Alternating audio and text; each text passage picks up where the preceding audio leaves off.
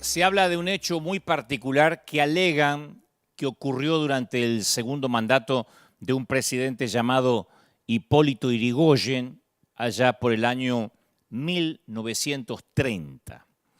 Algunos dicen que solo se trata de un mito urbano, hace poco alguien lo desmentía, pero afirman que fue una mentira inventada tal vez por los golpistas del año 30.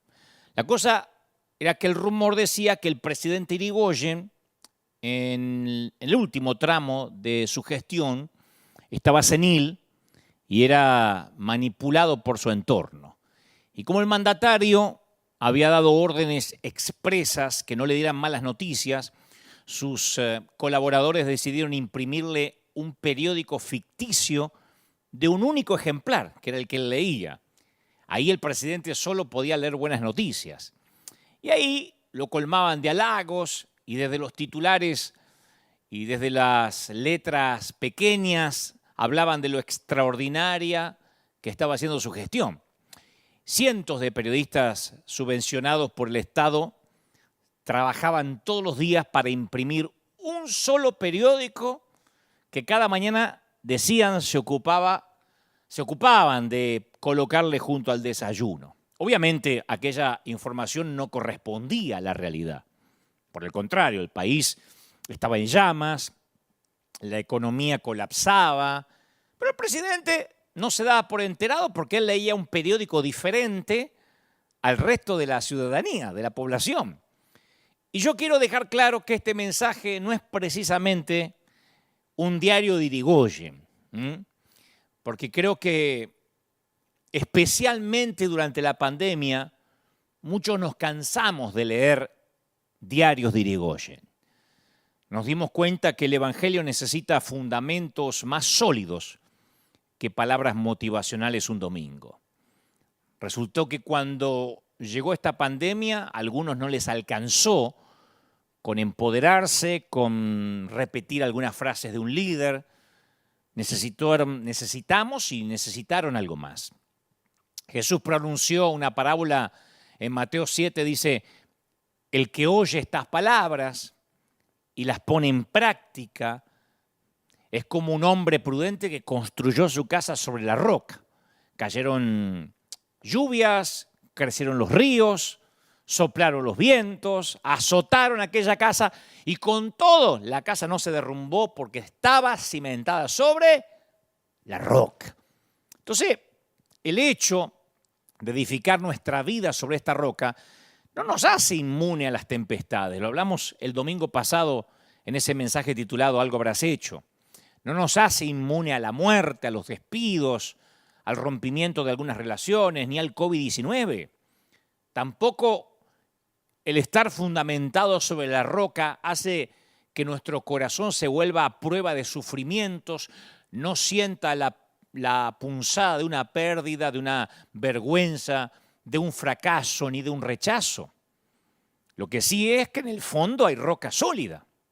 Si edificaste tu vida sobre Cristo, puedes tocar fondo, puedes pasarla mal y aunque sientes que pierdes el aliento, sigues respirando, sigues en pie en medio de la tormenta. ¿Me explico? Quizás hayas perdido tu bebé, que es lo peor que le puede pasar a un papá, perder un hijo, a una mamá.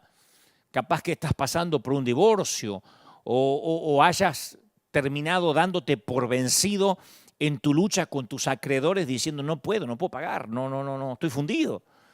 Pero en ese momento más tenebroso, más atroz, Dios te da la fe necesaria para salir adelante.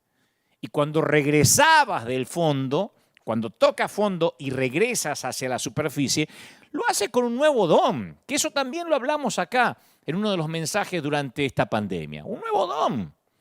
Haber visto a Dios en el fondo. Y eso es mayor que el dolor más agudo que el enemigo haya traído a tu vida o a mi vida. Porque en el fondo está la fidelidad de Dios. En el fondo hay roca.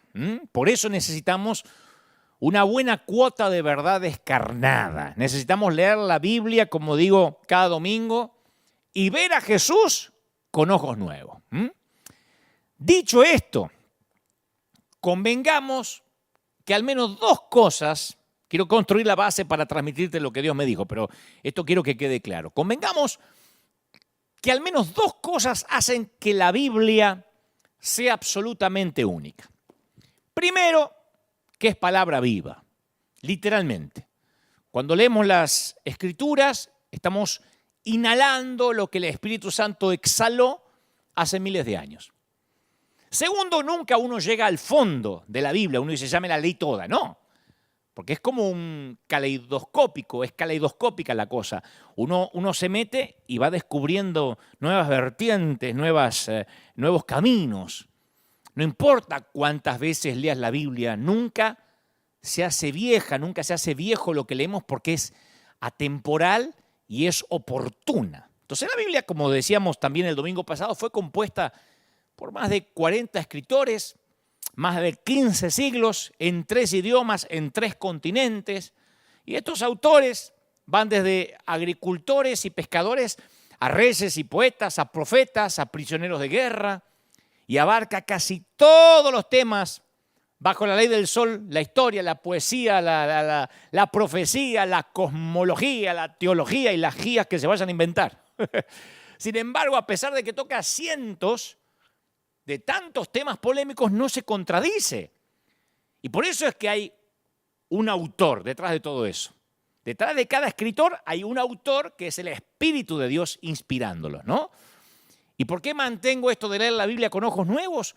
Bueno, porque yo también mencionaba, y quiero dejarlo claro antes de transmitir lo que Dios me dijo que te diga, que hay una forma muy sutil de idolatría llamada bibliolatría.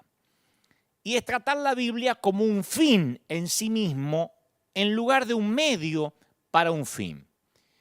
Entonces, el objetivo del conocimiento de la Biblia no es solo el conocimiento de la Biblia en sí. Algunos me han escrito durante la semana y me escriben y me dicen, no me gusta tu mensaje porque no lees la Biblia. O sea, lo que me están diciendo es que la memorizo, la parafraseo, pero no digo, vamos a leer en el San Lucas capítulo 4, versículo tanto en la página tal de la Reina Valera, lo tienen conmigo. Eso es lo que no hago. Por una cuestión de que vayamos rápido al punto, ¿no? Pero algunos dicen, no lees la Biblia de la Biblia como se tendría que hacer. Y me pregunto siempre si Jesús andaba con los rollos de Isaías bajo el brazo. No, Jesús decía, oíste que fue dicho, mas yo digo. O sea, no es necesario aprenderse la Biblia de memoria. El objetivo es aprender a reconocer y responder a la voz de Dios para que crezcas en intimidad con Él a través de las Escrituras. Pero la Biblia también puede ser mal utilizada o manipulada. El mismo diablo intentó usar la Escritura para tentar a Jesús. Si eres hijo de Dios, dile a esta piedra que se convierta en pan. Entonces, para no aburrirte, ir al punto. Cuando sacas al Espíritu Santo de la ecuación, te quedas con la letra hueca de la ley. Esa es la diferencia entre la información y la transformación. Uno puede informarse con la Biblia o puede transformarse. Yo sé que hay quienes creen que Dios solo habla a través de la Escritura, no está en la Biblia. Porque la Biblia es inspirada por Dios y yo sé que el canon está cerrado. Pero en realidad uno está minando la autoridad de Dios cuando desacredito la capacidad de Dios para hablarnos de alguna otra manera, además de como ya lo hizo en las páginas de la Biblia. Cuando yo examino las Escrituras, veo a Dios apareciendo en lugares extraños, en tiempos extraños, de maneras extrañas. Y el hecho de que algo no esté en la Biblia no necesariamente lo hace antibíblico. Porque si no estamos reduciendo a Dios a un libro. No te muevas, Dios, de entre Génesis a Apocalipsis, porque entonces no eres mi Dios. No. Cuando yo digo no bíblico, quiero decir contrario a las enseñanzas de las Escrituras. Hay otra categoría que se llama abíblico. No bíblico, sino abíblico. Y esto es una connotación diferente. Significa que no tiene precedente en las Escrituras. Y eso necesariamente no lo hace antibíblico. No sé si me explico. O sea, no hay en las Escrituras precedente para los púlpitos. En las Escrituras no hay precedente para las transmisiones en línea, para hacer un live. No dice la Biblia que algún día vamos a predicar por internet o por televisión. Pero mientras la metodología no contradiga la teología, entonces estamos en buen terreno. Incluso podríamos estar pisando terreno sagrado. Por eso el mayor riesgo es que los predicadores querramos higienizar la Biblia para transformarla en un diario de Irigoyen.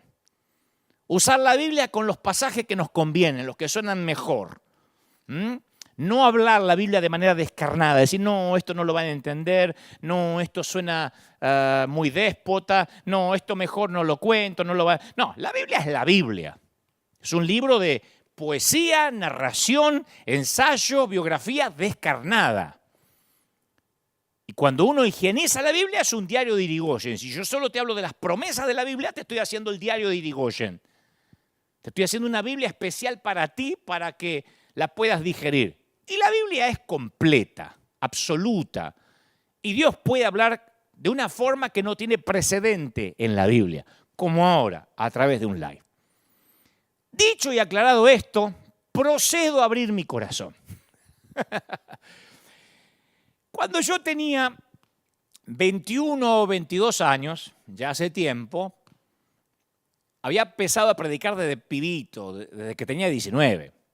Pero a los 21, 22, capaz que 23 también, yo moría porque me invitaran a predicar en congresos importantes, ¿no? Esos donde aparecían muchos conocidos o famosos en el mismo afiche. Yo compartí con tremendos hombres de Dios y yo era un muchacho, un pibito, un chamaquito, como dicen en México. Y mi meta era llenar la agenda de invitaciones de todo el mundo. Yo quería fabricar oportunidades y todo lo que fabricamos con el esfuerzo humano no viene con la garantía de Dios. Pero Dios comenzó a trabajar en mí para crucificar esas motivaciones que eran equívocas. Cuando Dios empezó a sacrificar mis motivaciones, yo dejé de estar buscando oportunidades y fue cuando esas oportunidades comenzaron a buscarme a mí. Afortunadamente y por providencia divina lo aprendí cuando era muchacho y ya no lo aprendí de adulto porque me hubiese dolido. Pero yo me acuerdo, insisto, tenía 22 años, estaba en un gran congreso de oradores de cierto país y yo no sé si sabes cómo funciona eso, pero cuando estás en un congreso como eso, tus motivaciones son puestas a prueba. Porque está el juego de las comparaciones. Mientras mejor le vaya al otro orador, peor te ves vos. Y mientras más mal le vaya al otro, mejor uno se ve, porque la gente compara. ¡Qué tremendo que estuvo fulano! Sí, pero cuando pasó sultano, lo superó. Eso ocurre. Es espantoso, pero ocurre. Y los oradores lo viven. Viven esa presión. Pero en aquel entonces era peor porque yo era inmaduro y muy inseguro.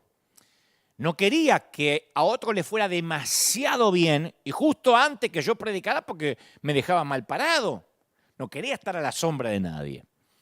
Y codiciaba los elogios de la gente. Yo recuerdo que luego de mi oratoria, yo tenía 2, 3 mensajes que iba por todo el mundo con los mismos mensajes. Recuerdo que cuando terminé de predicar, detrás mío pasó un ungido hombre de Dios que me destrozó en público, literalmente. No dijo Dante Gebel, pero dijo esos argentinos, muchachitos, que esto y lo otro, pero él le liquidó. Todo el mundo sabía que estaba hablando de mí.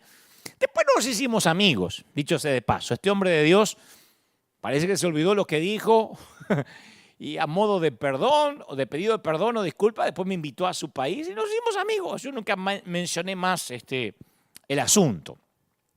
Pero mientras que me estaba liquidando, y yo tenía 23 años, el anfitrión del congreso, me acuerdo que puso la mano así sobre mi rodilla, estaba sentado al lado y me dijo, no te preocupes, Dante, esto te va a ayudar en el carácter. Y me tocó así la pierna, la rodilla, como diciendo, vamos, no te preocupes. Me hizo acordar aquella historia donde una vez cuentan que un estudiante subió a predicar con mucha confianza y bajó muy humillado, ¿no? Porque le fue mal. Entonces dicen que Spurgeon le dijo, si hubieses subido como bajaste, habrías bajado como subiste. Y es que no se consigue honra a base de buscar honra. Se consigue honra a base de dar honra. Pero yo no lo sabía. Pasa que todos queremos equivocarnos cuando nadie nos está mirando. Y uno quiere hacer lo correcto cuando alguien o todos te están observando.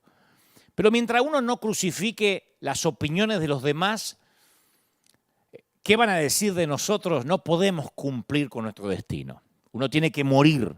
literalmente a la aprobación de los demás, al qué dirán. Si no, uno no puede en este negocio del reino servir al Señor. Una de mis metas desde hace muchos años es ser en privado una mejor persona de la que soy en público. No llegué todavía, pero esa es mi meta. Yo creo que aquellos que más me conozcan, los que conozcan a Dante en intimidad, sean quien más me respeten, quien más me admiren, no que digan, no sabe lo que es este tipo cuando no hay una cámara, oh, no sabe lo que es este cuando no lo están mirando. Bueno, esa es mi tarea, mi meta, achicar la brecha entre lo que soy en público y lo que soy en privado, que cada vez pueda parecerme más el uno al otro, que no haya diferencia, ¿no? Esa es la esencia de quién soy en realidad. Alguna vez Carlos Anacondia, el querido Carlos Anacondia, me dijo, mira, hay muchos líderes que están enamorados, así habla él, ¿no? Que están enamorados pero de la vanidad del éxito, más que de las almas. Y a mí me quedó eso, que si a mí me dolió lo que dijo este otro líder de mí cuando tenía 22, 23 años, es que tal vez yo estaba más enamorado del éxito que de la gente, que de las almas, ¿no? La vanidad del éxito. Que por cierto, el término vanidad aparece 75 veces en la Biblia. Su uso mayoritario está en el libro de Eclesiastés, aparece 28 veces y después aparece 10 veces en los Salmos. Y hay otros libros como Isaías, Jeremías, que empatan 8 registros de esta palabra. Pero en los Salmos, vanidad se usa como un adjetivo de la naturaleza humana, pasajera, mortal, perecedera, débil. Y a mí me viene a la mente, siempre que hablo de vanidad, la escena final de la película que interpreta Al Pacino en El abogado del diablo, que hace de Lucifer, y cuando parece que su víctima ha logrado escapar de sus tentaciones, él se las ingenia para volverlo a seducir. Y la película, se las voy a espolear, pero la película termina con que Lucifer mira a cámara y dice con una sonrisa, vanidad, definitivamente mi pecado favorito. Y yo creo que literalmente y definitivamente es el pecado favorito de Satanás. Ahora, ¿por qué hago esta introducción? Porque todavía es introducción. Primero hablé del diario de Irigoyen, después hablé de la importancia cuando Dios nos habla sin precedentes, como quizá nunca antes habló en las Escrituras, porque quiero dejar esto en claro. Para que veamos por qué la vanidad está tan ligada a cuando Dios nos llama o cuando Dios nos comisiona. Tenemos que tener bien claro esto. Ser amado significa ser escogido, ¿sí? La sensación de sentirse escogido es uno de los mejores regalos que el amor concede al amado. Quiere decir que si alguien me considera como un ser único y esa persona quiere estar cerca de mí, yo me siento amado. Porque alguien cree que yo puedo hacer una contribución importante. No hay mayor regalo como el de ser escogido, ni hay peor dolor como el de ser rechazado.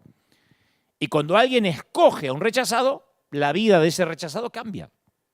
Yo crecí sabiendo que era diferente y lo detestaba. No me voy a hacer el superado. Yo detestaba en mi adolescencia saber que era diferente, pero no sabía qué tenía. Porque mi manera cerebral, mi manera de procesar las cosas, siempre fue distinta. Y para aquel entonces yo no sabía que había un diagnóstico. Yo me sentía raro. Yo veía las cosas de manera diferente, divergente, ni mejor ni peor. Yo razonaba, hasta el día de hoy razono de manera diferente. No sabría que tenía el síndrome de Asperger, que es parte del espectro autista, hasta casi cumplir los 40 años. Yo no sabía. Eso no es un resfrío que uno se pesca en la esquina. Eso es una condición con la que uno nace y tiene que acostumbrarse a los adjetivos calificativos buenos y a las cosas que acarrean negativas de tener ese síndrome. Pero el dolor de ser distinto a mí me llegaba a lo más profundo. Yo todavía puedo sentir la sensación de estar sentado en el pasto en la secundaria, tratando de hacer de cuenta que no me importa que no me elijan. Para un deporte, para un equipo. Yo conocí ese césped, ese pasto de la exclusión. Me veo a mí mismo tratando de contar algún chiste tonto sobre mí mismo, haciendo de cuenta que lo tengo resuelto. Yo estaba convencido que nadie, aparte de mi familia y de mi familia solo mi mamá, podía amarme. Fue una maestra de segundo grado, la señorita Lita, que ya debe estar en la gloria, que me dijo, capaz que vos tenés una inteligencia diferente. Me habían dicho burro, me habían dicho que yo no me entraba en la matemática, pero ella me dijo, capaz que vos tenés una inteligencia diferente. Y a esas 7 palabras no cambiaron mi vida, pero yo me acuerdo que me dieron suficiente oxígeno para graduarme de la primaria al menos. Yo decía, bueno, capaz que no soy raro, capaz que solo soy distinto. Y la sola posibilidad que alguien me eligiera y además me elogiara, sin tener la obligación sanguínea, a mí me dio fuerza para sobrevivir al bullying de primaria, de secundaria, hasta que me hice un hombre adulto. En los tiempos que el bullying no era penalizado, era parte del folclore de la niñez, ¿no? Pero el amor confiere una especie de exclusividad al ser amado. El amor dice, yo te escojo, quiero estar de tu lado. Y para las personas rotas, las personas con espíritus amputados, corazones y almas torcidas, señores, eso es la vida. Ser escogido implica por lo menos 4 factores, 3 de ellos positivos. Hoy meditaba en eso. 1, casi lo obvio, que cuando me escogen me consideran único, irreemplazable. Cada ser humano clama porque se lo reconozca como especial. No queremos ser uno entre muchos. Bueno, se murió, lo reemplazamos. Queremos ser únicos. Número 2, cuando me escogen, me reconocen como alguien que tengo algo para aportar, ¿no? Que mi singularidad es positiva. Tengo un don que va a marcar la diferencia. Tengo algo que va a ayudar al equipo. Las personas escogidas, ¿qué son? Significativas. Por eso se escriben y se leen sus biografías, porque sus historias son importantes. Tercero, cuando me escogen es porque alguien me quiere. Alguien me estima. No estoy aislado, no estoy desconectado, se me quiere, yo pertenezco. Cuando Dios nos escoge, Él nos imparte todo lo bueno que viene con esa elección, con ese llamado. Pero cuarto, es que en nuestro mundo caído, el término escogido tiene una cuarta implicación que no está presente en el corazón de Dios. En nuestro mundo, ser escogido casi siempre significa que nos escojan a expensas de otro. En nuestro mundo, que nos escojan quiere decir ser mejor o superior a alguien, ser objeto de celo, ser el favorito. ¿Me explico? En nuestro mundo, la lucha por la elección se convierte en un juego competitivo y el premio de consolación para los perdedores es una pequeña criatura conocida como la envidia. La gente rota no califica. En este mundo el valor de la selección aumenta en proporción a cuántos otros son rechazados para la misma distinción. Nos pasa cuando enviamos la ayuda financiera a los países. Las fundaciones elegidas dicen gracias, gracias, y los que no son elegidos dicen, pero a nosotros no nos eligió, ¿dónde está el amor de Dios? Y no se puede bendecir a todo el mundo para que nadie se ofenda. Si una dama es escogida como Miss América, significa que otras 50 fueron rechazadas, sin mencionar a las miles que ni siquiera llegaron al desfile final. O sea, que la selección en este mundo caído viene a expensa del rechazo de otros. ¿Qué es lo que sucede con lo que decimos siempre? Los que se creen dueños de la sana doctrina, los que se creen que son los únicos que se van a ir al cielo. Dicen, somos la iglesia escogida, mientras que las otras liberales son rechazadas. Yo soy el siervo de Dios, no ese payaso. Y cuando llegamos al camino del Señor, nuestro deseo es que la puerta esté abierta, que la gracia sea abundante para perdonarnos. Y una vez que entramos, de alguna manera ese deseo se invierte. Ahora queremos que la puerta se haga más estrecha para que la gentuza quede afuera. Una vez que estoy en el club, quiero que sea tan exclusivo como sea posible, si no, ¿cuál es el chiste? Pero en el plan de Dios, el hecho de que vos seas escogido me enriquece a mí en lugar de disminuirme. A Israel se le llamó el pueblo escogido por Dios, pero no en el sentido de que fuera su favorito o que Israel tenía un atajo para llegar al cielo. El plan de Dios era que a través de Abraham sean bendecidas todas las familias de la tierra. O sea que Israel no fue escogido en desmérito a las demás naciones de la tierra, sino por el bien de las demás naciones de la tierra. El plan de Dios era que todos los demás pueblos se sintieran atraídos hacia Israel. Fue la comprensión de esto lo que conmocionó a Pedro cuando se dio cuenta y dijo, ahora comprendo que en realidad para Dios no hay favoritismo, sino que en toda la nación, todas las naciones, Él las ve con agrado. Esto es a los que le temen y actúan con justicia. Pero nuestro mundo juega un juego diferente. Solemos tener reacciones instintivas, críticas y comparaciones competitivas que nos alejan del amor. ¿O no? Vemos a alguien manejando un auto caro o que viste ropa de marca y ¿qué pensamos? ¿Cómo le gusta la plata? Ahí sí, perdió la humildad. ¿Viste? Tiene suelas rojas bajo el zapato. Dejó de ser humilde. Cuando era humilde tenía suelas negras. Ahora, si tiene un auto que se cae a pedazos y los zapatos despegados, ¿qué pensamos? Y algo debe estar haciendo mal, algo habrás hecho. Si no, Dios ya te habría bendecido. Si alguien se queja, pensamos, te falta fe, no confías en Dios. ¿Cómo confesás que estás enfermo? Pero si alguien te ve que siempre estás feliz, que estás bendecido, decimos, es que vive el evangelio de la prosperidad. Deja que ya va a morder el polvo. O sea, todo concluye en, esta persona tiene algo que yo quiero.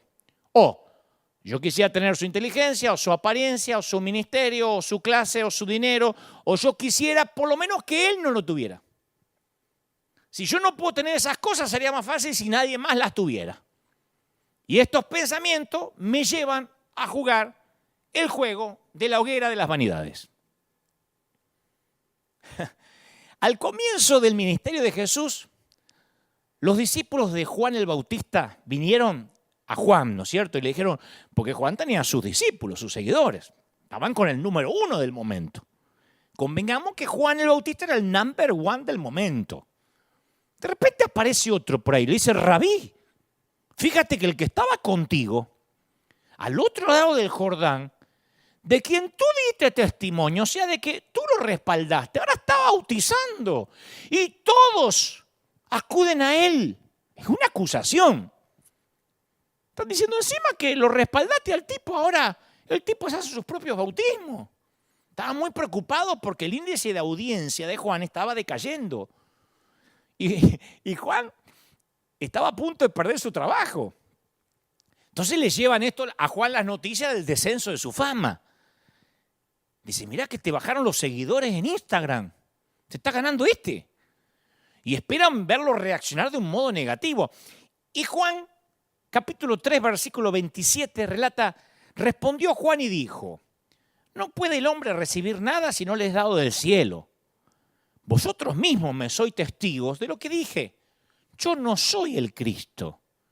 Yo soy el que está enviado delante de él. El que tiene la esposa, escuchen esto, es el esposo. Mas el amigo del esposo es el que está al lado y le oye y se goza grandemente de la voz del esposo. Así que mi gozo, mi alegría está cumplida. Es necesario que él crezca, famosa frase, ¿para qué? Para que yo mengüe, para que yo me achique. ¿Qué está diciendo Juan? Nos está enseñando lo que significa ser llamado. Porque eran precisamente la posición y la prominencia, la apariencia externa del éxito, lo que Juan iba a tener que dejar ir. Ser escogido por Dios no es cuestión de aferrarse, sino aprender a dejar ir. Si hubo algo en lo que Juan era un experto, era en dejar ir. Él desde el principio supo que Dios lo había escogido para una tarea especial. Y este llamado, esta selección, le iba a costar todo. Yo no sé si pensaste que para llevar a cabo su ministerio Juan tenía que dejar ir todas las esperanzas, las aspiraciones normales de una vida normal en el primer siglo. Tenía que renunciar a una vida hogareña normal. Se nos dice que vivió en el desierto hasta el día en que se presentó públicamente en el pueblo de Israel. Y eso no era California, ¿eh? En los tiempos de Juan el desierto era desierto. Nunca tendría un trabajo normal. Renunció a todas las aspiraciones financieras, vivía como un ermitaño. Los ermitaños no son buenos conviviendo, haciendo relaciones. Dios le pidió que renunciara a toda comodidad, él estuvo dispuesto a hacerlo. Usaba ropa que no servía ni para regalársela a un indigente. La comida, la dieta que tenía, pobrecito, langostas y miel silvestre, no era una buena dieta. Tampoco había Malbec argentino con las comidas. Un gran error.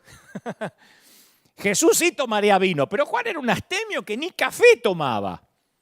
Desafiaba a las autoridades religiosas a cara descubierta, lo odiaban. A veces se dirigía a su congregación y hoy en día sería así. Voltéate a tu hermano y dile, bienvenido generación de víboras. Mira, generación de víboras, Dios te bendiga, generación de víboras, Dios te bendiga. Porque eso era lo que decía la congregación. Confrontó al gobernador por su inmoralidad, por su corrupción. Y en ese entonces, quien confrontaba al gobernador sabía que se tenía que despedir de la cabeza. Si tenías cariño por tu cabeza, no confrontes al gobernador. Juan nunca se iba a enamorar, nunca se iba a casar, nunca iba a tener hijos. No habría quien lo cuidara si llegaba viejo. De hecho, tuvo que renunciar a los sueños de envejecer. Porque Dios escogió a Juan desde antes de su nacimiento para que preparara el camino del Mesías, de Jesús. Pero era un tipo de llamado que implicaba sacrificio, rareza, confrontación y el famoso no encajar nunca en el status quo. Y Juan estuvo dispuesto a dejar todo por amor ¿a qué?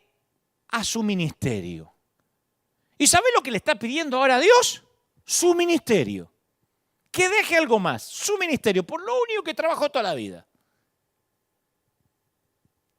A algunos no les quitas el ministerio ni con una orden judicial. A Juan, Dios le pedía ahora el ministerio. Por eso sus seguidores fueron a ver a Juan, porque sentían envidia del éxito de Jesús. No podían tolerar que después de que Juan fue quien lanzó a Jesús al ministerio y lo había endosado, le había dado su sello de credibilidad, ahora Jesús le pagara teniendo más audiencia que Juan. Estaban tan disgustados que no podían dejar de exagerar. Rabí, fíjate, el que estaba contigo al otro lado del Jordán, ese que tú diste testimonio ahora está bautizando y todos acuden a él. Hasta ellos tenían ganas de irse con el otro. Jesús, claro, había empezado a ofrecer su propio ministerio independiente bautismal, después de que Juan había tenido la franquicia exclusiva. Entonces Juan estaba perdiendo su estrellato profético, pero el tipo pensaba como mayordomo. Y esa es la característica de la persona llamada, pensar como mayordomo. ¿Cuál es el trabajo del mayordomo, del cuidador? De lo que llamamos sereno en algunos países. Es administrar algo para el propietario hasta que el propietario viene a recuperarlo. Dios lo había puesto bajo su cuidado durante un periodo de tiempo y ahora lo recobraba de vuelta. Cuando Cristo vino a reclamar las multitudes, Él estuvo encantado de devolvérselas. Pero la gente insegura considera que las multitudes, que la gente son suyas. Los llamados no. Cuando los inseguros o los que tienen problemas de estima pierden sus cosas, sufren una crisis. Si los llamados son los que las pierden, nada cambia. Su mundo interior permanece igual. Es lo que muchos ministros tuvimos que preguntarnos frente a un espejo cuando empezó la pandemia y se cerraron las iglesias. A ver, ¿yo soy llamado de verdad o estoy aferrado a que la gente diga, ay, pastor, póngame la manito, ay, le traigo el café, ay, bendígame? ¿Estamos aferrados a eso o somos llamados de verdad?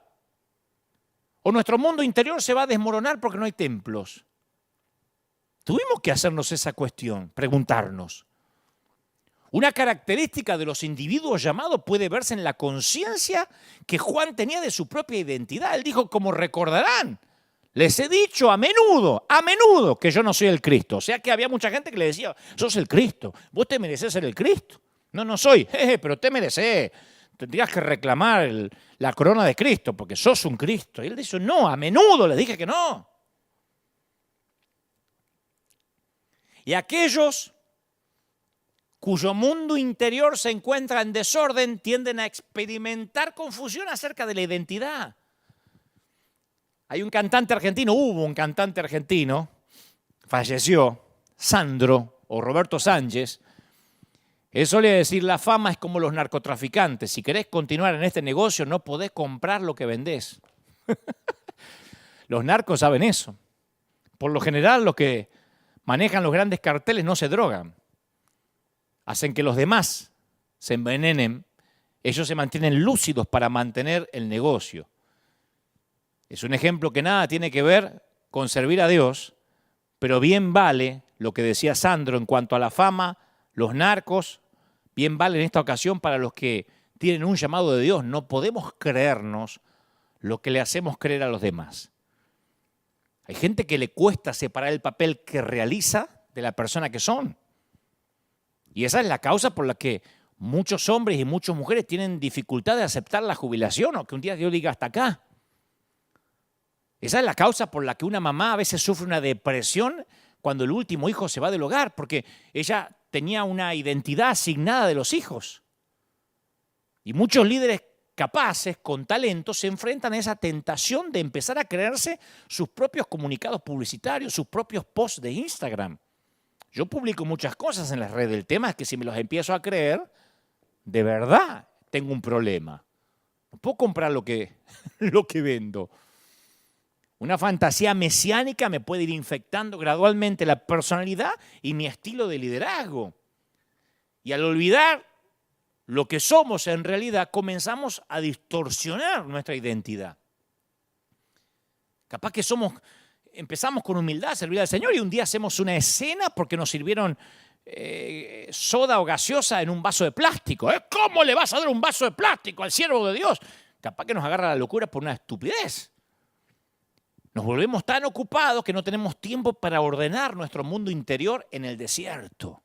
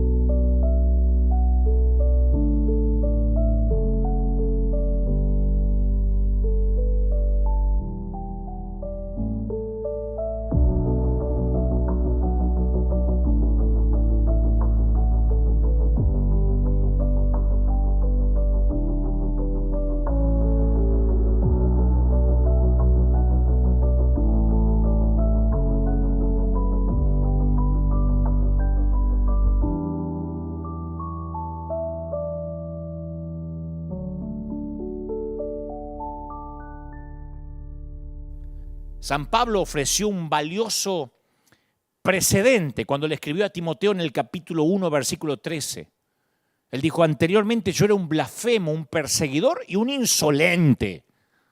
Pero la gracia de nuestro Señor se derramó sobre mí con abundancia. Un hombre con un recuerdo tan fresco de ese tipo no puede pensar sobre sí mismo más elevadamente de lo que debe. Y esta es otra dimensión de la calidad de un llamado. Juan el Bautista comparó su propósito con el padrino de una boda.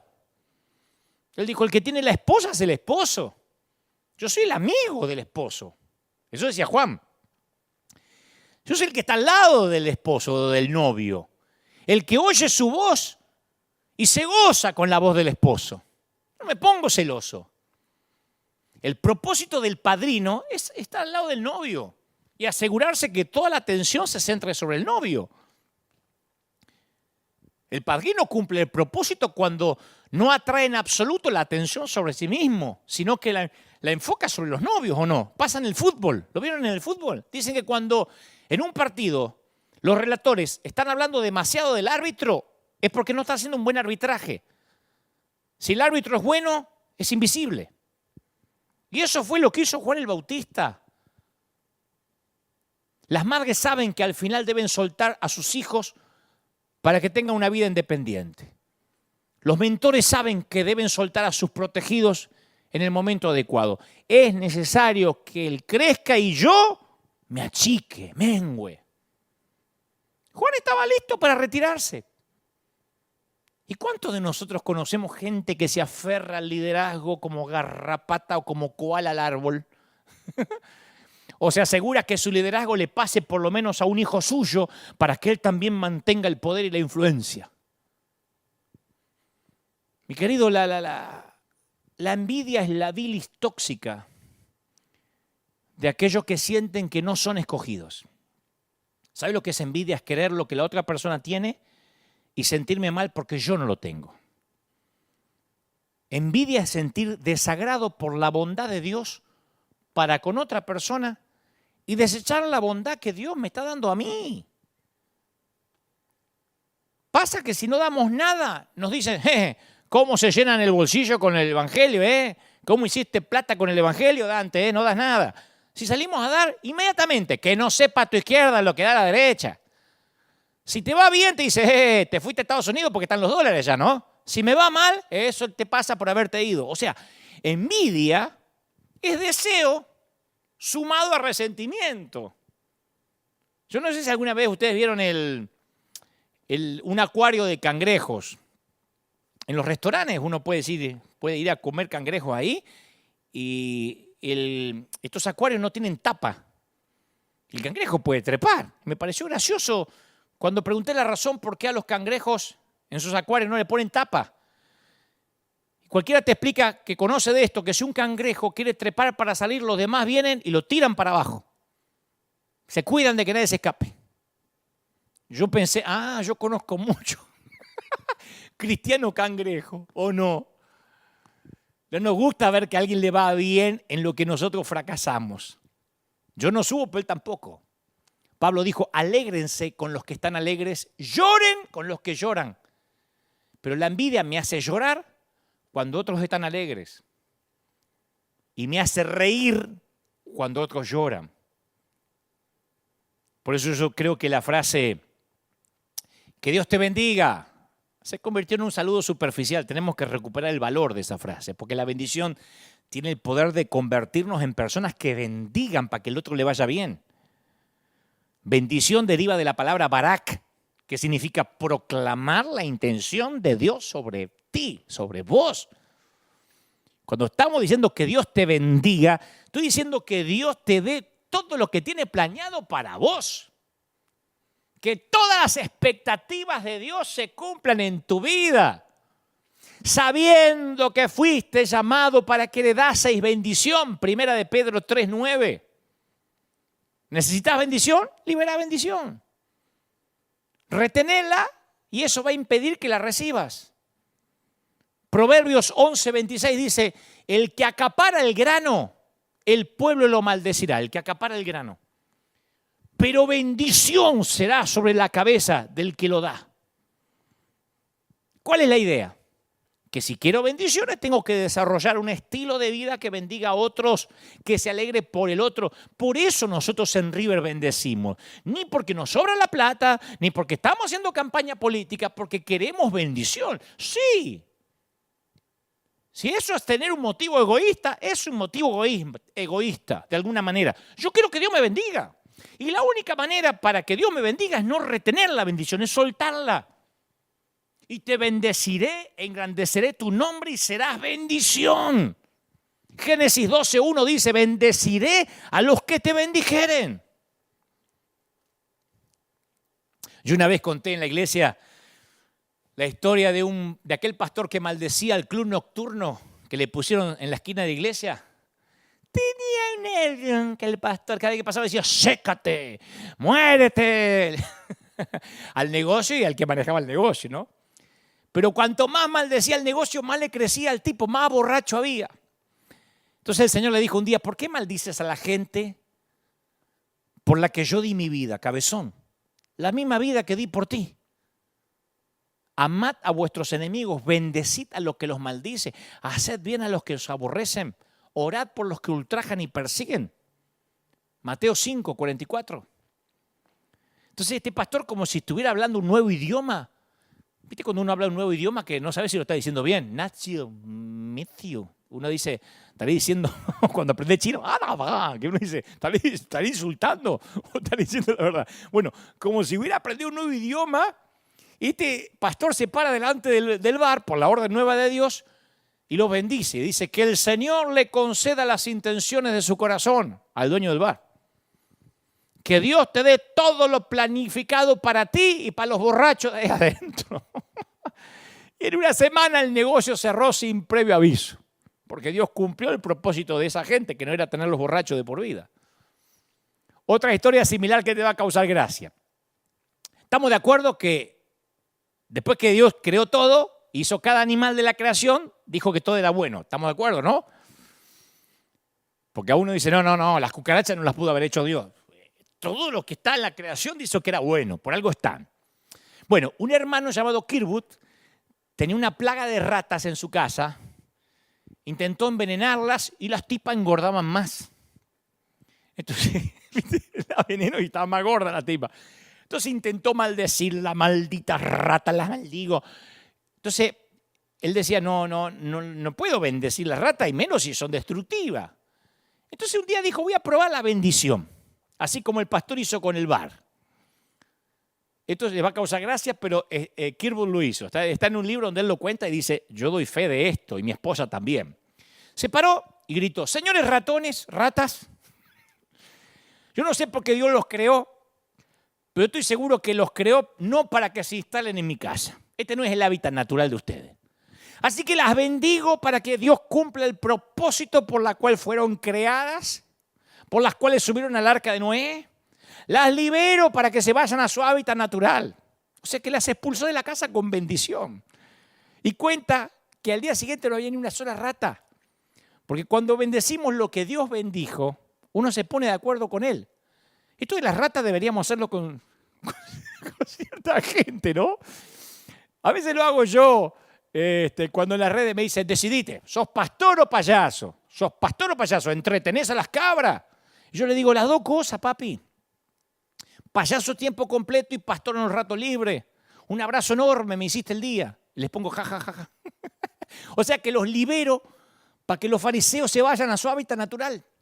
Para que cumplan el propósito por el cual existen en el cuerpo de Cristo.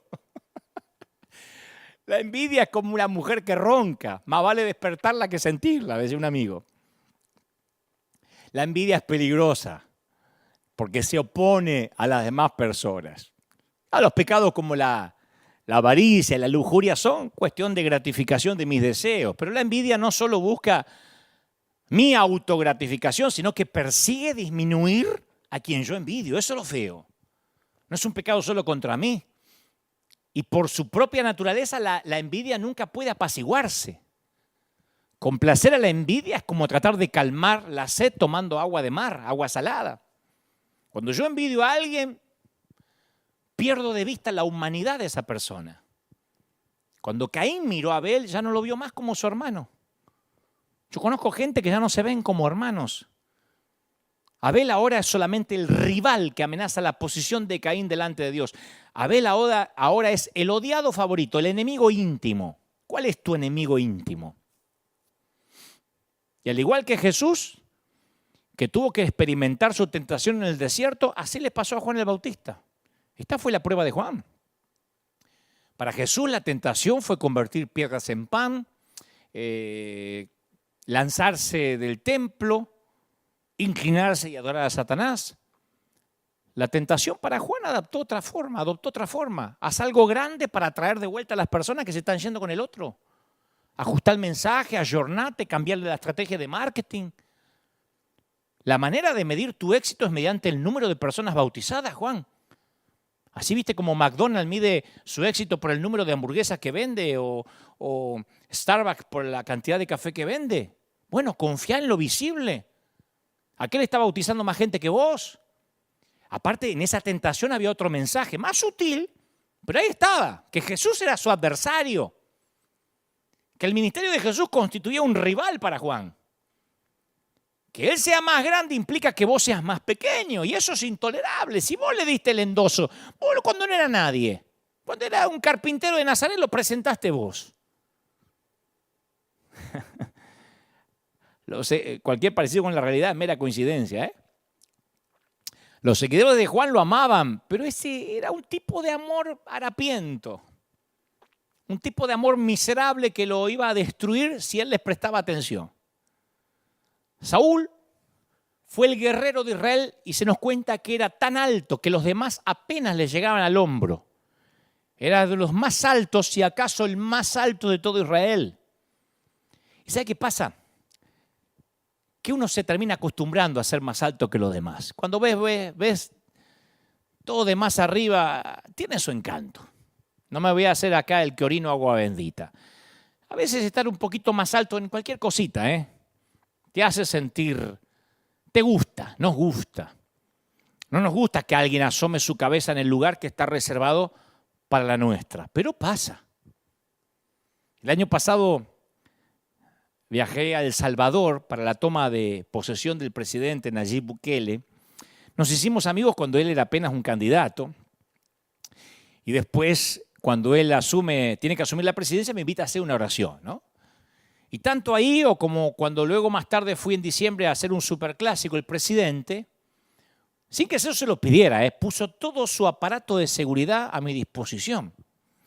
Desde que llegué al aeropuerto de El Salvador no pasé por migraciones, no me revisaron las maletas. Por acá, señor, lo espera, claro, un invitado del presidente. Y después tenía motos, patrulleros, ejército. No paré en ningún semáforo. ¿Sabe lo que es eso para un argentino? No hice filas en ninguna parte, no pasé por seguridad. No tenía que abrir ninguna puerta. Tuve 3 días sin abrir una puerta. Yo hacía así y corría alguien y me abría la puerta. No tenía que cargar maleta. No sé cómo me dejaron bañarme solo.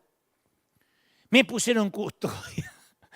El ejército literalmente, yo iba, pero no solo cuando fui a la toma de la presidencia, sino cuando iba a un restaurante a comer, tenía 5 policías delante, el ejército tocaba,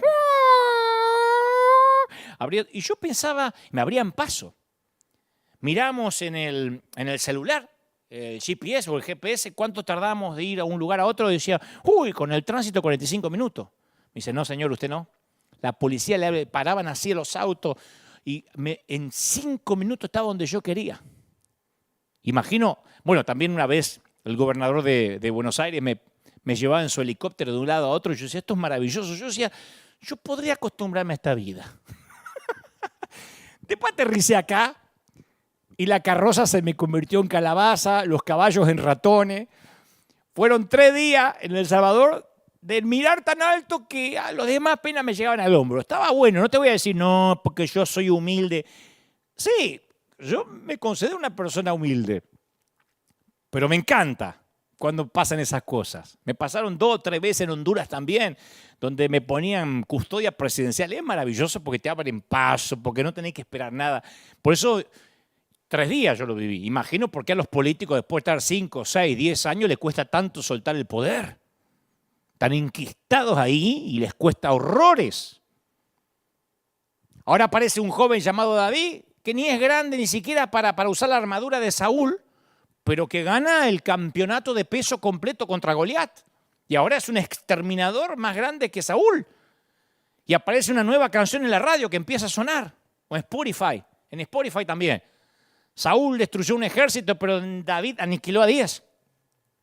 Lo cantaban como hip hop también. Saúl mató a 1000, David a sus 10,000. Oh, y Saúl no le agradó la letra. No lo podía ver nunca más como un pastorcito. Ahora era su enemigo íntimo. Literalmente dijo: a David le dan valor por 10 ejércitos, a mí me da uno solo. Lo único que falta es que le den el reino. Y a partir de esa ocasión, Saúl empezó a mirar a David con recelo. El mal de ojo de la envidia que filtra el amor y solo deja la amenaza. La envidia es un pecado del ojo. Hace que uno mire el césped del otro más verde que el mío. Mira, qué bendición, se le murió la suegra y yo la tengo en casa. Cuando se trata de la envidia es cosa de ojos. Es por eso que Dante Alighieri dice que en el infierno los envidiosos tienen que pasar la eternidad con los ojos cosidos. En el famoso infierno de Dante, la Divina Comedia.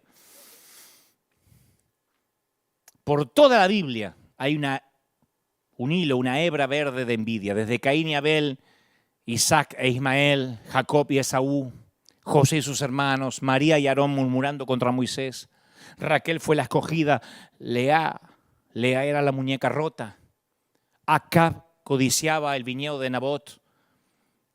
Ananías y Zafira querían tener una reputación de generosidad. Pablo le escribe a la iglesia de Filipos y les predica y les dice que algunos predican o algunos extienden el evangelio por envidia y rivalidad. ¿Quién predica por envidia? Y Pablo dice que hay gente que predica por envidia.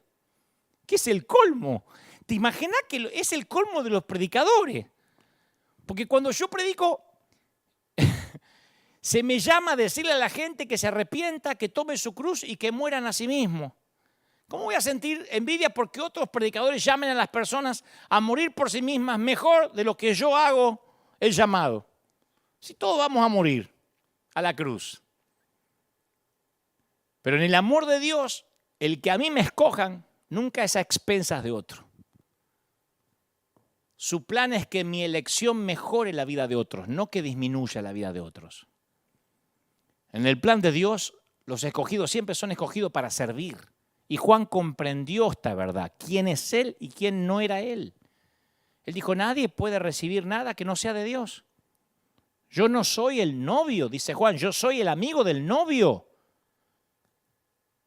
Si este mensaje no se llamaba la hoguera de las vanidades, yo lo hubiese llamado el amigo del novio. En las bodas judías de la antigüedad, el amigo del novio era como el padrino. Estaba a cargo de los detalles de la boda, a veces era quien invitaba a la gente, acompañaba al novio a la ceremonia y luego tenía una última responsabilidad. En la noche final de la boda, porque las bodas se extendían por varios días, hacía guardia frente a la tienda donde la novia esperaba por el novio. Estaba oscuro, pero el padrino reconocía la voz del novio cuando lo escuchaba. Por eso dice: yo reconozco la voz del novio. Así que el amigo del novio se hacía a un lado, se quitaba del camino y el novio entraba en la tienda para hacer lo que tenía que hacer con su novia, con su esposa ahora. El amigo del novio no puede decir: ¿no podría participar? No. Él tenía un gozo diferente, el gozo de servir a quien amaba. Si el amigo envidiaba al novio, es porque está tratando de reclamar a la novia para él. Lo iba a perder todo. La novia nunca le va a pertenecer. Y al tratar de quererla para sí, traicionaría a su amigo y además perdería todo el gozo que le corresponde al amigo del novio. Eso le dijo a sus seguidores Juan: mi gozo es el gozo que le corresponde al amigo del novio. Yo mandé las invitaciones. Yo fui quien gritó en el desierto: preparen el camino para el Señor. Yo le serví al novio. Él es mi amigo. Ahora está el novio acá. He escuchado su voz. Vino a buscar a su novia. Por eso todo el mundo acude a él. Porque ella es su novia, no la mía. Yo no soy robanovias de nadie. El gozo del prometido le corresponde a él. No crean que esto es doloroso para mí. Yo también tengo felicidad. Mi felicidad, la felicidad de ser amigo del novio. Si yo trato de apoderarme de su felicidad, termino sin ningún tipo de gozo. Ahora mi gozo está completo, no lo voy a perder, no voy a permitir que la envidia destruya mi gozo. Querido líder, querido pastor, la novia no es tuya. La novia no es mía, es la novia de él. Y cuando él quiere, reclama a las multitudes y tenemos que entregársela. La arrogancia no es algo que Dios quiere que llevemos. La Biblia no dice que Dios desaprueba la arrogancia, que a él le desagrada la arrogancia. Dios la aborrece. Lo que una comida infestada de gusano nos produce a nuestro estómago es lo que la arrogancia le produce a Dios. La soberbia y la arrogancia aborrezco. Proverbios 8:13. Abominación es a Jehová todo altivo de corazón. No hagas nada por vanagloria. Filipenses 2:3. Cesen, cállense, shut up. Las palabras arrogantes de vuestra boca. 1 Samuel 2:3. Dios resiste a los soberbios. 1 de Pedro 5:5. Antes de la caída, la altivez de espíritu. Proverbios 16:18. Jehová asolará, raerá la casa de los soberbios. Proverbios 14:25. Dios la aborrece. ¿Sabe por qué? Porque no hicimos nada que justifique estar orgullosos. ¿De qué vamos a estar orgullosos? ¿De qué? No le dan premios al lienzo que usó el pintor. No hay Pulitzer para la tinta que usó el periodista. No hay diplomas para el escarpelo que usó el cirujano. Son instrumentos, no reciben crédito por lo que hacen. No somos los merecedores del aplauso. David dice que el pastor guía a sus ovejas por amor a su nombre. No hay otro nombre en la marquesina, ni en los títulos, ni en los créditos. No hay otro bajo el reflector. Y eso no es porque Dios tiene un problema de ego. Nosotros lo tenemos. Dios sabe que nosotros no podemos administrar el éxito. Porque no nos conformamos con un poquito de adulación. Queremos tragarlo todo. Y el éxito nos atrofia el cerebro y pensamos que se trata de nosotros. Y olvidamos que somos polvo rescatado del pecado. Porque cualquiera que se enaltece será humillado y el que se humilla será enaltecido. Y con la misma intensidad que Dios odia la arrogancia, ama la humildad. Yo soy manso y humilde de corazón, dijo el Señor. Jehová es excelso, atiende al humilde, mira de lejos al altivo. Yo habito con el humilde, miraré a aquel que es pobre y humilde de espíritu. Y mira todo lo que le da al humilde, le da honra. A la honra le precede la humildad. Sabiduría, con los humildes está la sabiduría. Dirección, le enseñaré a los mansos su camino. Gracia, le da gracia. ¿A quién le da gracia a Dios? A los humildes. ¿Cómo le va a dar gracia a los orgullosos que creen que porque tienen la sana doctrina no la necesitan? Les da seguridad y los hace lindos. Hermoseará a los humildes con la salvación. ¿Viste que dice? ¿Viste que hay gente que uno, independientemente de la edad, de su fisonomía, hay gente que la salvación la hermosea y a otros los bautizan limón? ¡Aleluya! Estoy esperando la venida de Cristo irme de acá. Voy a decir, pero pucha, menos mal que lo agarró Dios, lo llega a agarrar el diablo y es Chucky. En la obra Amadeus, Antonio Salieri es un hombre a quien la envidia le destruye el alma y él anhela crear música para la gloria de Dios. Pero claro, está el genio de Mozart que intensifica el dolor de su propia mediocridad. Salieri no es Mozart. Entonces la envidia de Salieri lo lleva al resentimiento, al odio, a la traición, hasta que intenta hacer pasar como suya una obra de Mozart. Y Salieri, como todos los envidiosos de primera clase, cree que Dios es injusto con él. Él cree que Dios tiene la obligación de hacerlo mayor que Mozart. Porque la envidia siempre lleva esa sensación de sentirte víctima. Me lo debes, me lo merezco, yo sirvo al Señor. Y Salieri se perdió la posibilidad de ser feliz porque, claro, él no tenía el don de Mozart, Pero tenía otro don. Él podía haber reconocido el genio de Mozart, proclamarlo al mundo, abrirle las puertas, darle oportunidades que hubiesen enriquecido su vida y su mundo. Pero se negó a tener ese gozo. Él solo quería ser el novio. Y él no era el novio. Y acabó sin vida y sin ningún gozo en absoluto. El mismo tipo de cáncer obró en la vida de otro Salieri llamado Herodes el Grande. Cuando el verdadero rey de los judíos nace, Herodes pudo haberlo patrocinado. Eso no lo pensamos. Capaz que se pudo haber ocupado de su educación, de su cuidado. Sería un héroe Herodes hasta el día de hoy. Pero se negó a tener ese gozo. Su envidia lo llevó al odio, al engaño, al asesinato. Así fue toda su vida. Lo odiaban tanto a Herodes el Grande que antes de su muerte ordenó que apenas él muriera ejecutaran 70 de los hombres más conocidos y queridos de Jerusalén para que hubiera luto en Jerusalén, en lugar de fiesta. Me dijo, cuando yo me muera me matan 70 gente muy querida para que haya luto. Si no iba a pasar como viste con los cubanos de Miami cuando murió Fidel Castro, que celebraron una semana seguida. Era tan odiado que para asegurarse que la gente llorara mató a otros tipos antes de morir. Mateo nos dice que la envidia fue la razón por la cual los líderes religiosos mataron a Jesús. La envidia trató de impedir su nacimiento. La envidia lo persiguió durante la vida. La envidia causó su muerte. La envidia es la humanidad en sus peores harapos. Pero Dios ofrece gozo a cada uno de sus hijos. Por ejemplo, todos podemos compartir el gozo de un cantante en un concierto. Yo he ido a conciertos de cantantes cristianos y seculares.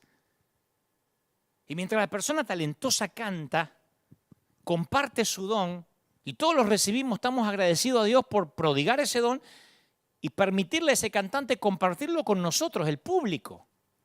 Yo he ido a ver cantantes, a escuchar predicadores y lo he disfrutado, pero hay una manera de perderse el gozo del oyente, y es envidiar el gozo del cantante.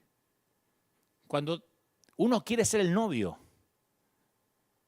Hay gente que desearía estar en el escenario y comparar su don con el cantante o con el predicador.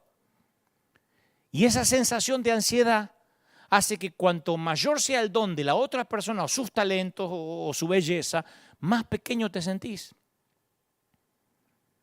Y te perdés el gozo de ser espectador. Hay gente que va a los congresos y sufre porque quiere estar ahí arriba. A mí me lo escriben todo el tiempo. Algún día compartiremos plataforma. Algún día Dios me va a usar. Dios me dijo que Dios me va a dar estadios más grandes que los tuyos. O sea, no puede disfrutar lo que le corresponde ahora porque quiere estar allá. Y vivir una vida de comparación o competencia hace que acabe sin gozo alguno. Yo tenía a alguien que trabajaba a mi lado. Y de buenas a primeras empezó a ser un tipo malhumorado, cara de desayunar con cicuta o limón. Y ganaba bien, viajábamos por todas las partes, estaba al lado mío. Y un día le digo, ¿por qué siempre esa cara de mala onda?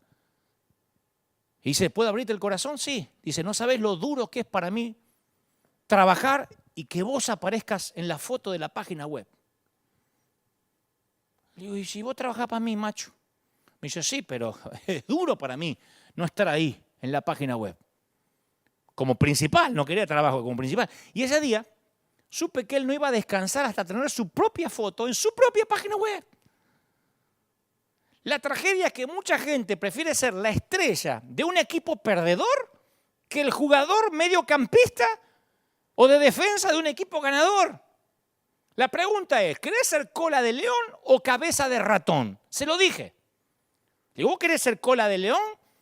Porque algunos sienten el orgullo tal vez no es la palabra, la felicidad, el gozo de ser, soy la cola de este león. Y otro dice, no, quiero ser la cabeza de mi propio ratón. Y bueno, hay muchos que son la cola del león, pertenecen a un grupo que gana almas, pero claro, no son reconocidos como el goleador. Él quiere ser Messi. Y Messi y Ronaldo no son todos. Entonces, la envidia le dice, abrí tu propio feudo, tu propio reino pequeño liliputense. Entonces se abren un lugarcito donde alguien le diga pastor, aunque sean 5 o 6 que le dicen pastor o apóstol, y le esperen con su comida favorita y con sus copas en vez de vaso de plástico, y cuando le sirven copa de vidrio dice, llegué, y estoy en la página web, sí, estás ahí, mi amor. Ay, qué lindo, y llegó. Dios ofrece gozo para cada uno de nosotros. Todos hemos sido hechos para hacer y ver las cosas de forma única. Dios te diseñó para que experimentes el gozo de ser maestro o ayudante, número 1 o número 2, promotor o diseñador. Y cuando encuentras esa forma única, experimentas el gozo. Yo gocé sirviendo a siervos de Dios. Dios sabe, acá he contado cosas peores. He dicho que era un petulante cuando tenía 22 años, así que no tendría problema en decir, a mí no me gustaba ser número 2. Yo fui número 3, número 4, número 5, número 10 y lo gocé. Nadie limpiaba los instrumentos mejor que yo. Y si me ponían a servir café, nadie hacía el café. Yo era Ramón Valdés, haciendo café. ¿Ramón Valdés dije? Juan Valdés. No, Ramón Valdés es el del Chavo del 8. Claro, yo era Juan Valdés, el mejor. Porque sentía que si yo era un buen número 2, podía ser un buen número 1. Si yo era un buen Eliseo, podía ser un buen Elías. Y Dios te hizo para que conozcas el gozo de recibir y celebrar los dones de aquellos que te rodean. Y si ofreces tus dones, los dejas ir, y con humildad recibes los dones de otros, tu gozo está completo. Pero si vas por la vida anhelando ser el novio, el gozo que le pertenece a otro, vas a terminar sin ningún gozo. A él le toca crecer y a mí menguar. Y no fue una declaración de martirio, de resignación y bueno, a mí me toca menguar. No, es el gozo del amigo del novio que empieza a aplaudir cuando entra el novio. Yo tengo poquitos amigos, siempre cuento con los dedos de una mano, y yo tengo esos amigos que se alegran cuando a mí me va bien. Esa es la participación de Juan en el reino de Dios, donde los humildes son exaltados. El siervo sabe que no edifica su propio reino, que está ayudando a otro. No se enoja contra la autoridad porque sabe que el siervo no tiene derechos. El siervo no exige derechos porque no los tiene. Nos llenamos la boca diciendo soy un siervo. ¿Sabe que el siervo hace la voluntad de su patrón? Los siervos no hacen huelgas. Raramente la queja de un siervo es atendida. El Señor dijo, ustedes son sirvientes, siervos. A nosotros nos encanta, recibamos al siervo de Dios. Siervo, si no te gusta, puedes irte.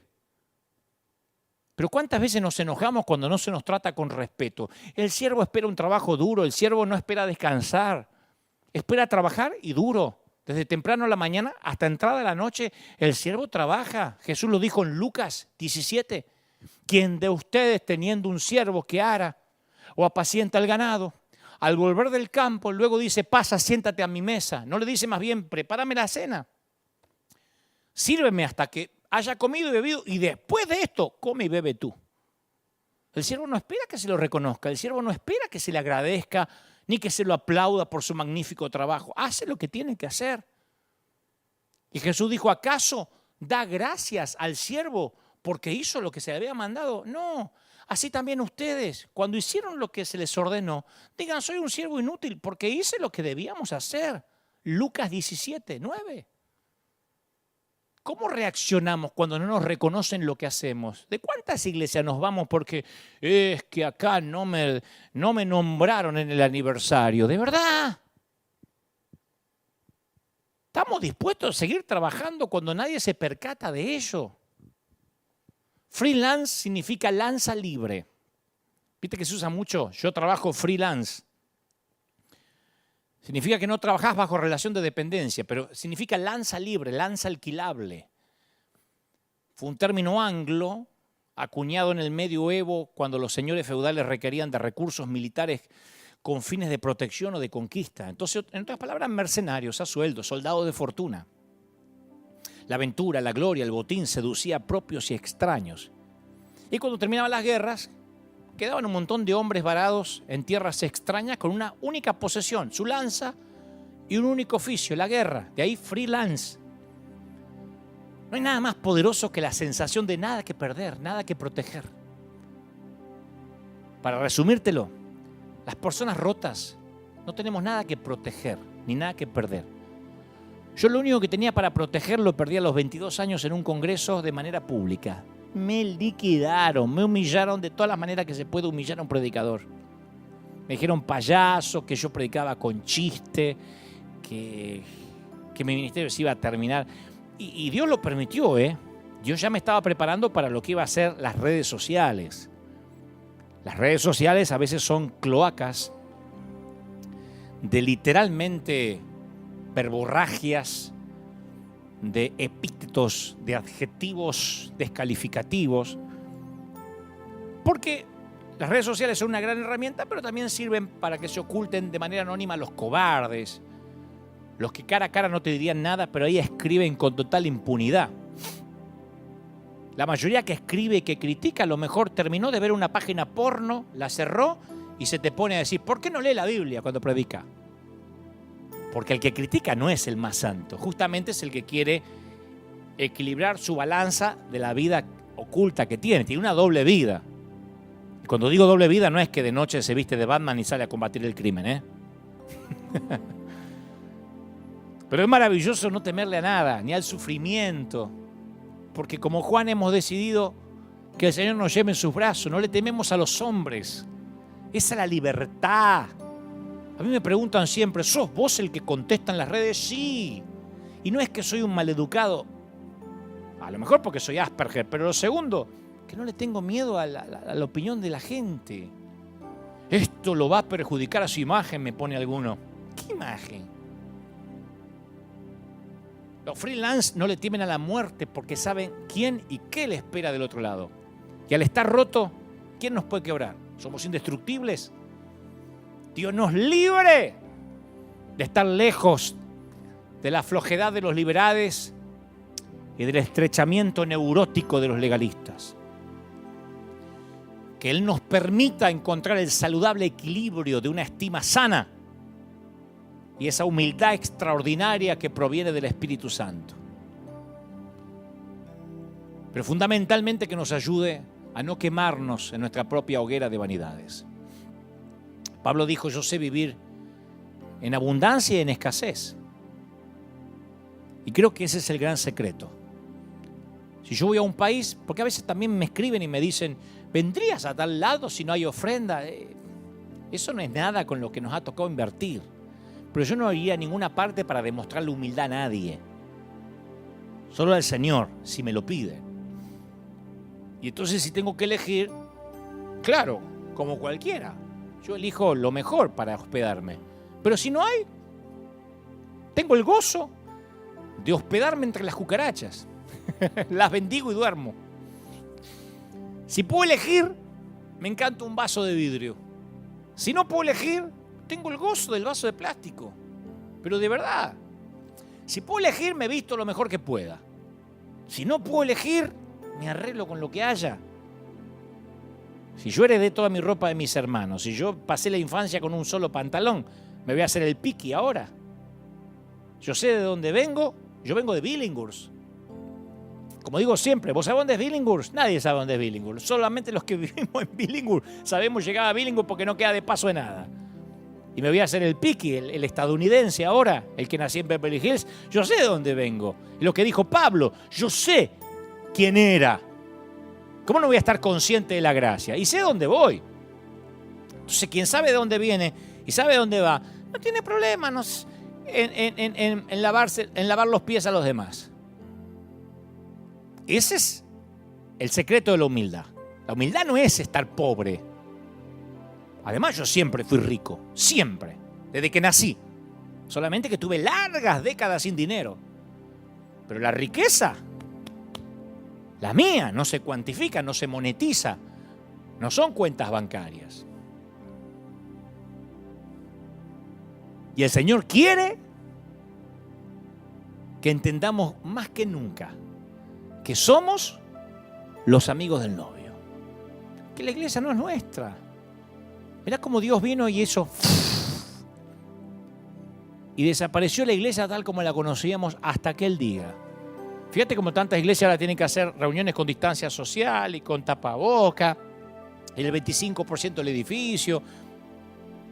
Dios hace lo que quiere. Fíjate como los que creían tener controlada a la gente, ojo, no van a mirar a aquel falso profeta, no vayan a visitar aquel congreso, mirá que si te vas a aquel concierto sin mi bendición, te quito la cobertura y te maldigo. Mirá de qué sirvió. ¿De qué sirvió hacernos los dueños del barco? ¿Cuándo pensamos que la aerolínea era nuestra? Éramos los pilotos. Y un día el Señor nos muestra que nosotros, los ministros, no tenemos nada. Ni edificio, ni iglesia, ni denominación. Es el Señor y Él, por amor a su nombre, no hay otro en la marquesina. Dios nos libre de la hoguera de las vanidades. Pero se vive más liviano, Cuando uno entiende, como digo siempre, que uno es el cartero, se ve más liviano. Yo ya me quité esa carga de tener que dar testimonio, de que la gente me mira, de que fíjate lo que publicás, de que qué van a decir. Yo soy un cartero. ¿O quién entra a un restaurante y dice, a ver, ¿cómo está la vida del camarero? A ver, el mozo, ¿cómo está tu vida? Oh, ¿cómo te llevas con tu suegra? Y llevar tus hijos al colegio porque si no, no quiero que me sirvas la comida. Servime la comida, andate. ¿Quién le pide cómo es la vida del cartero? Esa es cuestión de cada uno con el Señor.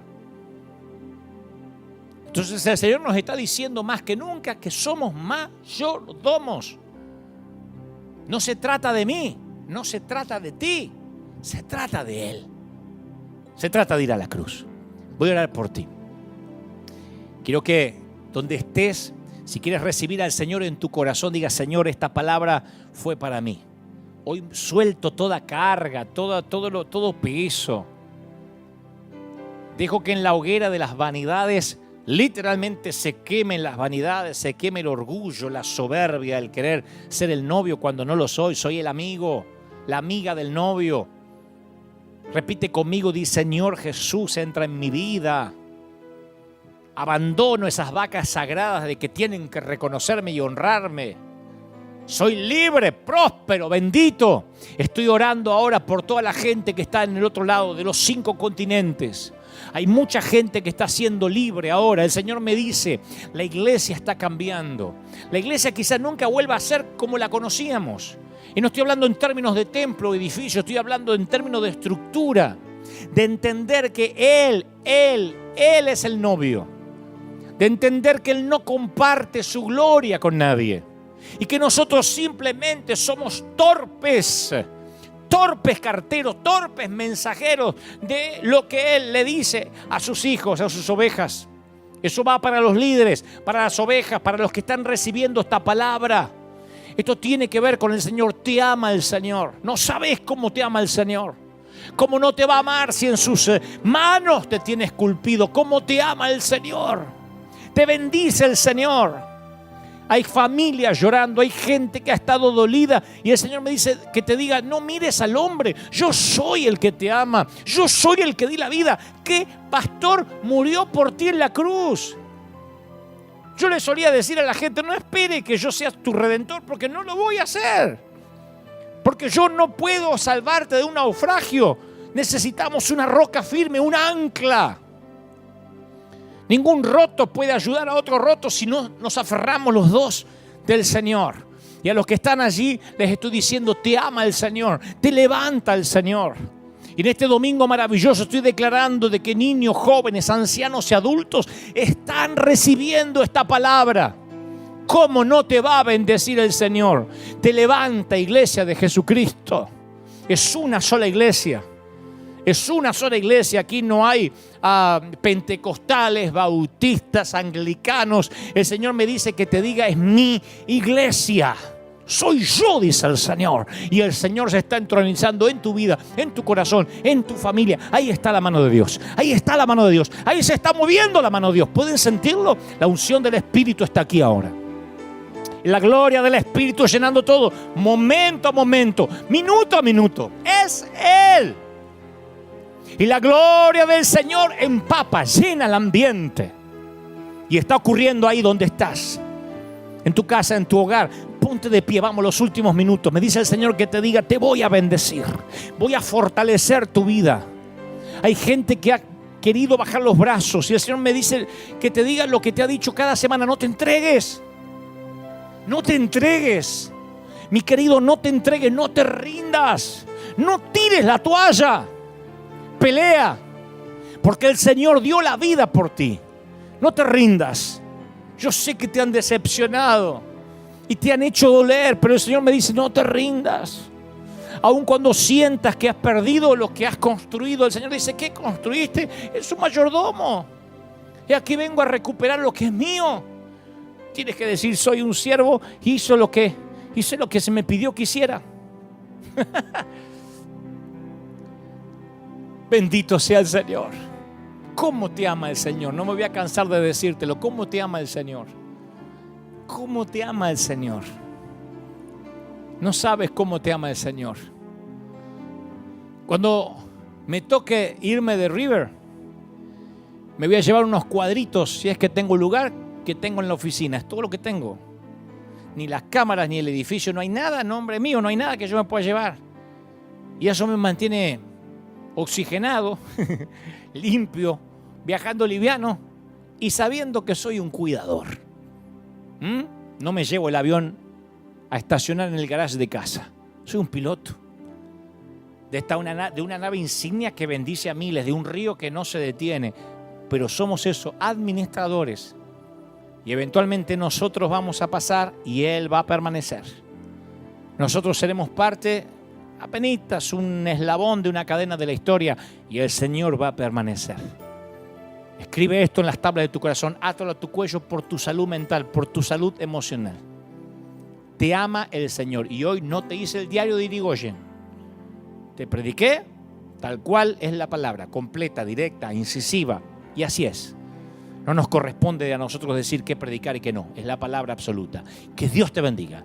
Que Dios haga resplandecer su rostro sobre ti. Iglesia de River, los que no son de River, los que están hoy por primera vez, gracias por estar ahí firmes como talón de oso. Te voy a dejar con la placa final para que te puedas comunicar con nosotros. Por lo pronto ha sido una bendición estar ahí.